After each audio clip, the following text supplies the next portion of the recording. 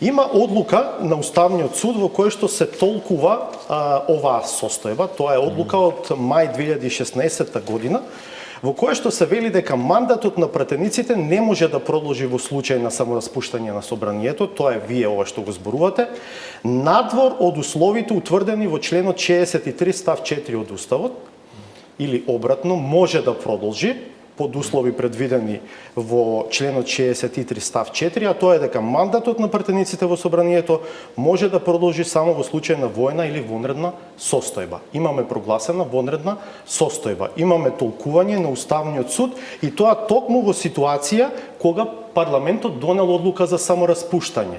Бидејќи деновиве слушам толкување за тоа дека мандат уствари бил периодот од избор до крај или 4 години и дека не се однесувало на тоа.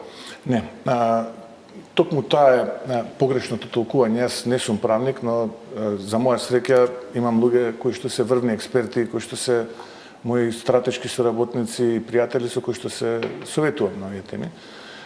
Нашиот парламент, за разлика од другите парламенти, е поинаков малку, бидејќи тоа е во постојано заседавање. Има парламенти кои што имаат пролетна и есенска сесија, практично, и има таму еден период од јули месец до септември, кога тие не се состануваат. Нашиот парламент е во постојано заседавање.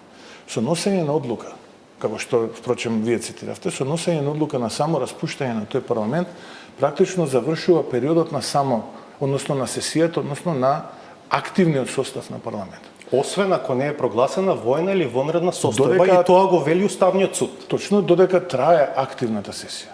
Но парламентот се распушти.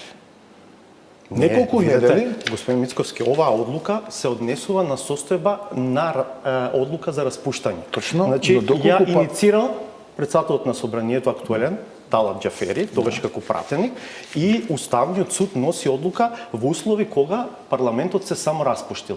И вели, мандатот на пратениците не може да продолжи во случај на самораспуштање. Точно, надвор од условите утврдени во член 63 став 4, а условите во член 63 став 4 се вонредна или воена состојба. Така, доколку парламентот е во активна сесија, доколку не е самораспуштен. Ама не, чекајте, зборуваме за самораспуштање.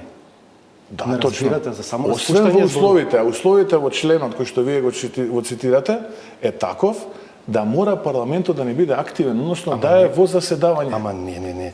Уставниот суд друго вели. Па токму тоа го вели Уставниот суд. Ајде прочитајте го, ќе видите. Мандатот на пратениците не може да продолжи во случај на самораспуштање на собранието. И се распуштило собранието, не продолжил мандатот, така? Надвор од условите. Сака да каже, ако се исполнети условите во ставот 4, од членот 63, може да продолжи. Бидејќи, ама самораспуштање се спомнува. Ама точно, доколку е активен парламентот. Ама како ако се самораспуштил ќе биде активен? Па сега, токму тоа е прашањето, како доколку е само распуштен е активен, затоа тој дел не важи. Уставниот суд го толкува ситуација на само распуштање, господин Мицковски, не толкува ситуација на активна сесија како што велите. Баш вели дека мандатот на пратениците може да продолжи и во случај на само распуштање ако е прогласена воена или вонредна состојба. Јас се обидувам да ви дадам толкување кое што јас го знам, дека тоа важи исклучиво во случај кога парламентот е активен.